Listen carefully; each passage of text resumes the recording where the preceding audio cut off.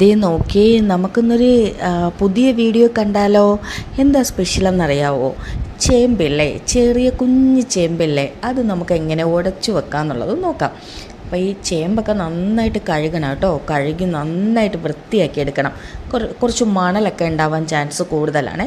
അപ്പോൾ ഞാൻ നന്നായിട്ട് കഴുകിയിട്ടുണ്ട്, ഒത്തിരി വെള്ളത്തിൽ കഴുകി കേട്ടോ. ഇനി ചെറിയ പീസസ് ആക്കി നമുക്ക് അരിഞ്ഞ് വെക്കാം. ഇനി അതിന് വേണ്ട ഐറ്റംസ് എന്താണെന്ന് ചേർക്കുന്ന ഐറ്റംസ് നോക്കാം. അപ്പം ഞാനൊരു ഇച്ചിരി തേങ്ങ കൂടുതലെടുക്കുകയും തേങ്ങ ഒരു ഇഷ്ടമുള്ള കണക്ക് എടുക്കാം, പക്ഷെ ഞാൻ ഇച്ചിരി കൂടുതലെടുക്കും.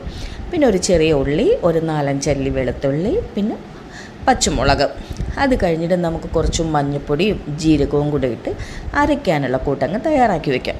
അപ്പോൾ ഒരുവിധമുള്ള എല്ലാ വീടുകളിലും വയ്ക്കുന്ന ഒരു വിഭവമാണ് കേട്ടോ. അപ്പോൾ എനിക്ക് ഈ നാടൻ വിഭവങ്ങളൊക്കെ ഭയങ്കര ഇഷ്ടമാണ്, നല്ല ടേസ്റ്റാണ് വെക്കാനായിട്ട്. ഇപ്പോൾ പണ്ടൊക്കെ ആണെങ്കിൽ സ്ഥിരവും ഞങ്ങളുടെയൊക്കെ വീട്ടിലുള്ള ഒരു വിഭവമായിരുന്നു. ചോറിനൊക്കെ എപ്പോഴും ഉണ്ടാവാൻ ചാൻസ് ഉള്ളതായിരുന്നു. പക്ഷേ ഇപ്പോഴത്തെ കാലത്ത് എത്രത്തോളം എല്ലാവരും വെക്കണുണ്ടോ എന്ന് എനിക്കറിയില്ല, പക്ഷേ എനിക്കിഷ്ടം. ഞാൻ അരച്ച് എല്ലാം മാറ്റി വെച്ചിട്ടുണ്ട്. സാധാരണ നന്നായിട്ടൊന്ന് അരച്ചെടുക്കണേ. ഇനി നമുക്ക് ഇതെല്ലാം ഒന്ന് കുക്കറിനകത്തിട്ട് മഞ്ഞൾപ്പൊടിയിട്ട് ഈ ചേമ്പിനെ നമുക്കൊന്ന് 3/4 വേവാക്കിയെടുക്കാം. വേവിച്ചങ്ങ് ഉടയ്ക്കേണ്ട, 3/4 വേവാക്കിയെടുത്താൽ മതി. ഞാനപ്പോൾ കുക്കറിനകത്ത് വെച്ചിട്ട് ഉപ്പിട്ട് വേവിച്ചിട്ടുണ്ട്. മഞ്ഞൾപ്പൊടി ഇടണമെന്നുണ്ടെങ്കിൽ ഇടാം. ഇനി ഇതേ ഒരു നല്ല ചൂടുപ്പാർന്ന ഇങ്ങനെ വേണമെങ്കിൽ നമുക്ക് കഴിക്കാം കേട്ടോ. സത്യം പറഞ്ഞാൽ കൊതിയാവണം. ഇനി നമുക്കിതിനകത്തോട്ട് കുറച്ച് വെളിച്ചെണ്ണ ഒഴിച്ച്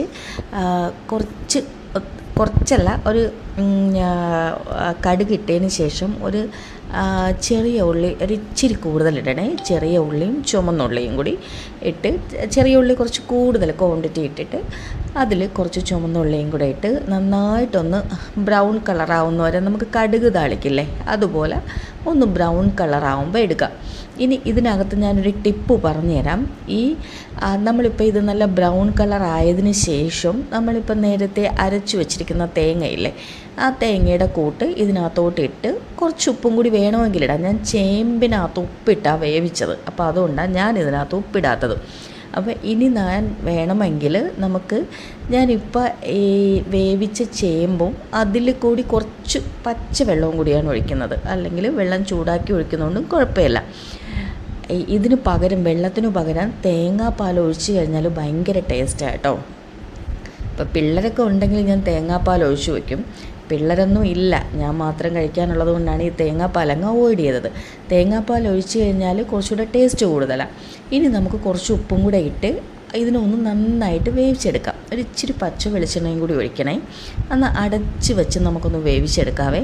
കാര്യം ചേമ്പ് 3/4 വേവേ ആവാവുള്ളെന്ന് പറഞ്ഞ കാരണം ഈ അരപ്പ്, നമ്മളിപ്പോൾ അരച്ച തേങ്ങയുടെ കൂട്ടെല്ലാം ഇതിനകത്തോട്ട് നന്നായിട്ട് പിടിച്ചെടുക്കണം, എങ്കിലേ ആ ഒരു ടേസ്റ്റ് ഉണ്ടാവുള്ളൂ. അപ്പോൾ ഇതാണ് നമ്മളുടെ ഫൈനൽ ചേമ്പ് ഉടച്ചത് കേട്ടോ. അപ്പോൾ എൻ്റെ വീഡിയോ ഇഷ്ടമാവുകയാണെങ്കിൽ ലൈക്കും കമൻറ്റും ഷെയറും ഒക്കെ ചെയ്യണേ. ഒന്ന് സബ്സ്ക്രൈബും കൂടെ ചെയ്തിരിക്കണേ. അപ്പോൾ എല്ലാ വീടുകളിലും വയ്ക്കുന്നതാണ്. തേങ്ങാപ്പാൽ ഒഴിക്കണമെന്നുള്ളവർക്ക് ഒഴിച്ച് വെച്ച് നോക്കും, ഒരു വെറൈറ്റി ടേസ്റ്റാണ്. അപ്പോൾ എല്ലാവരും ഒന്ന് ട്രൈ ചെയ്ത് നോക്കും. ഒരു സിമ്പിൾ വിഭവമാണ്, ഒരു നാച്ചുറലായിട്ടുള്ളൊരു വിഭവമാണ്. ട്രൈ ചെയ്യണം.